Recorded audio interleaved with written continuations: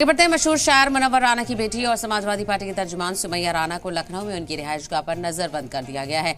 बिहार के सीएम नीतीश कुमार से जुड़े खातून का हिजाब खींचने के मामले में तहरीर देने वाली सुमैया राना की सिक्योरिटी निगरानी बढ़ा दी गई है। उनको घर से निकलने नहीं दिया जा रहा है। लखनऊ के लालकुआं में वाकई उनके घर पर कैसरबाग पुलिस दस्ते तैनात किए गए हैं। सुमैया राना ने तस्दीक की है कि उनके घर के बाहर पुलिस दस्ते तैनात हैं और उन्हें घर से बाहर निकलने की इजाजत नहीं दी जा रही है। बता दें कि 2 दिन पहले सुमैया राना ने कैसरबाग कोतवाली में बिहार के वजीर आला नीतीश कुमार और यूपी सरकार में वजीर संजय निषाद के खिलाफ तहरीर दी थी और नीतीश कुमार की हरकत बेहद शर्मनाक बताई और कार्रवाई की मांग की गई। समाजवादी पार्टी की प्रवक्ता सुमैया राणा लगातार 2 दिन से हाउस अरेस्ट है। जो बिहार के सीएम नीतीश कुमार ने महिला का हिजाब खींचा था उसको लेकर कैसरबाग कोतवाली में एक तहरीर दी थी। पूरे मामले में दिखाते हैं कि पुलिस पीछे खड़ी हुई है और यहाँ घर से इनको हाउस अरेस्ट किया गया, निकलने दिया रहा है। मामला यह है कि जो यूपी सरकार के मंत्री संजय निषाद हैं उन्होंने भी इस बयान को लेकर महिला का मजाक उड़ाया था, उसको लेकर भी तहरीर दी गई है। हमारे मौजूद इस बात भी कर लेते हैं। सुमैया जी, लगातार आप कोशिश कर रही हैं कि एफआईआर दर्ज करा दी जाए, अभी तक आपकी एफआईआर दर्ज नहीं हुई है, उल्टा आपको हाउस अरेस्ट भी कर लिया गया, क्या कहेंगे? बिल्कुल 2 दिन से अनऑफिशियली मुझे हाउस अरेस्ट किया गया है, बंधक बनाया गया है बल्कि पुलिस के द्वारा।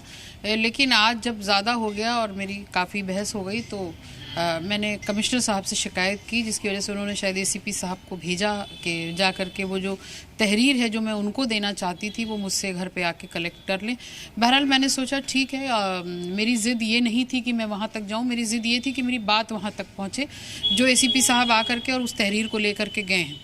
अब देखने वाली बात यह है कि उस तहरीर पर किस तरीके से काम होता है, कार्रवाई होती है, नहीं होती है तो will move to the court. फिर कोर्ट के ज़रिए हम इसको कराएंगे कि जो भी उचित हो, क्योंकि ये मैं बार बार इस बात को कह रही हूँ कि यहाँ पर अगर हम इस बात की ज़िद कर रहे हैं कि इस पर कार्रवाई होनी चाहिए तो यूँ होनी चाहिए कि ये एक नज़ीर बनना चाहिए कि जिससे महिलाएँ अपने आप को सुरक्षित महसूस कर सकें। तहरीर जो आपने दी है क्या उसमें लिखा है किस तरह की मांग कर रही है एफआईआर की, किन धाराओं में? क्योंकि मुस्लिम महिला थी और लगातार उसके परेशान किया जा रहा है क्योंकि उसको जो है आप यहाँ नौकरी से मना कर दिया है कि नौकरी करेगी, बयान करेगी वो, और ये भी कहा जा रहा है कि माफ़ी भी मांगी उन्होंने। लॉयर्स से जिस तरीके की बात हुई उसमें ये जानने को मुझे मिला, मैं बहुत जानकार नहीं हूँ, कि इस पर जो है बीएनएस की धारा 74 लग रही है और उसमें छेड़छाड़ का भी है और महिला के साथ जबरन उसके साथ ज़बरदस्ती करने का भी एक वो है कि उसकी मर्ज़ी के बगैर आपने उसका पुल किया जो बुर्का था, तो कहीं ना कहीं ये सारी धारा बननी थी। अच्छा, दूसरे ये भी एक टीवी चैनल पे भी इस बात को चला बढ़े कि इस पर 1 साल से 5 साल तक की सज़ा का भी प्राविधान है और काफ़ी बड़ा इसमें जुर्माना भी देना पड़ सकता है। तो इन सारी चीज़ों से सरकार बचाने की कोशिश कर रही है उनको, लेकिन हमारी ये कोशिश है कि हम संवैधानिक प्रक्रिया के तहत और देश के कानून मुझे मालूम है कि क्या है और क्या होना चाहिए इन लोगों के साथ, तो ये एक पहल है और हम लोगों की पूरी कोशिश है कि आइंदा क्योंकि इस तरीके से ना हो किसी भी धर्म, जात और प्रांत की महिला के साथ। यहाँ बात किसी से बुर्के या हिजाब की नहीं थी, यहाँ पर किसी भी महिला को जो उसका परिधान है, जिसको संविधान ने जिसका छूट दे रखी है, उसको अधिकार दे रखा है, अगर वो उस लिबास में है तो उसके साथ छेड़छाड़ करना मुझे लगता है कि वो न्याय संगत नहीं होगा। नीतीश जी बिहार के मुख्यमंत्री हैं, ऐसे में लगता है आपको कि एफआईआर आपकी दर्ज होगी, न्याय मिलेगा? क्योंकि आप कह रही है कि अगर हमें एफआईआर दर्ज होती है तो हम कोर्ट चले जाएंगे। न्याय की बात मत करिए, अगर यूँ देखा जाए तो हैदराबाद में हुआ है मुकदमा दर्ज, मेरे पास उसकी एफआईआर की कॉपी भी आ गई है। तो सुनने में ये आ रहा है कि जितने भी बीजेपी शासित प्रदेश हैं वहाँ पर इसकी सुनवाई नहीं हो रही है। और अफसोस की बात यह है, यही बीजेपी जब सत्ता में आती है तो बेटी बचाओ बेटी पढ़ाओ की बात करती है। यही बीजेपी आजकल मिशन शक्ति की बात कर रही है, महिला सशक्तिकरण की बात कर रही है, और उन्हीं के शासित प्रदेशों में कोई सुनवाई नहीं हो रही है महिलाओं की आवाज़ पर। तो ये उनका दोहरा चरित्र है और जिस तरीके से ये एक हिपोक्रेसी दिखा रही है, मुझे लगता है कि भारतीय जनता पार्टी के लिए भविष्य के लिए अच्छा नहीं होने वाला है। सरकार के मंत्री संजय निषाद है, उन्होंने ये भी कहा था कि अगर कहीं और छू जाता, आपत्तिजनक बयान की बात की थी, उनके लिए क्या आपने तहरीर दी है?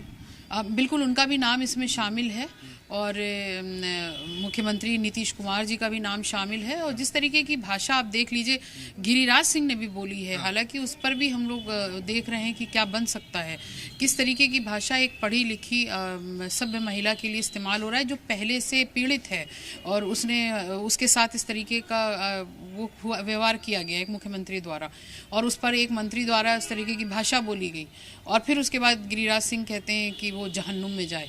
तो इस तरीके की भाषा बोल करके ये क्या साबित करना चाहते हैं? मुझे तो ये लग रहा है कि अपने जो और कार्यकर्ता हैं उनको ये दिशा निर्देश देने की कोशिश की जा रही है कि महिलाओं के साथ आप कुछ भी करो, जब हम लोग ऊपर बैठे हुए हैं, जब हम ही उस दर्रे पर चल रहे हैं तो आपका कुछ होने वाला है। आगे सवाल ये है, नीतीश से माफी नहीं मांगी अभी तक के, लगता है कि बढ़ावा मिलेगा अगर माफी मांग लेते तो बात कहीं ना कहीं खत्म हो जाती। बिल्कुल, लोग कह रहे हैं कि इस बात को तूल दी जा रही, तूल नहीं, ये बात जहाँ से शुरू हुई थी, जहाँ से उत्पत्ति हुई थी, अगर उसको वहीं पर दबाया जाता और तरीके से दबाया जाता, अपनी बात को, अपनी गलती को मान लेने में कोई हर्ज नहीं है। कोई भी गलती किसी से भी हो सकती है, हो सकता है वो जैसा लोग कह रहे हैं उनका इंटेंशन नहीं था, मैं उसको भी मान सकती हूँ, लेकिन इंटेंशनली अगर आप गैर इरादतन हत्या करते हैं उस पर भी मुकदमा होता है, सज़ा होती है। तो छोड़ थोड़ी दिया जाता है कि नहीं उसका इरादा थोड़ी था, उसको तो बस गलती से उससे हत्या हो गई। इसी तरह अगर उनसे गलती से कोई कृत्य हो गया था तो उस पर उनको बाकायदा माफ़ी मांगनी चाहिए थी, प्रेस कॉन्फ्रेंस करके, और खासकर नुसरत परवीन से भी इस बात को माफ़ी मांगनी चाहिए थी, समस्त महिलाओं से भी माफ़ी मांगनी चाहिए थी। धन्यवाद बात करने के लिए जी से। तो ये थी हमारे साथ समाजवादी पार्टी की प्रवक्ता है सुमैया राणा जी, जो शायर मुन्ना राणा की बेटी हैं, और ये मांग कर रही हैं कि जिस तरह से बिहार में नीतीश कुमार ने जो महिला का हिजाब खींचा था उसके लिए तहरीर दी है, और ये मांग कर रही है कि पूरे मामले में मुकदमा दर्ज किया जाए और कार्रवाई की जाए। अगर मुकदमा दर्ज नहीं किया जाता है तो वो कोर्ट का रुख करेंगी। फिलहाल 2 दिन से उनको हाउस अरेस्ट भी किया गया है, बाहर निकलने नहीं दिया जा रहा है। कैमरा पर्सन नीतीश के साथ ही अहमद, सलाम टीवी लखनऊ।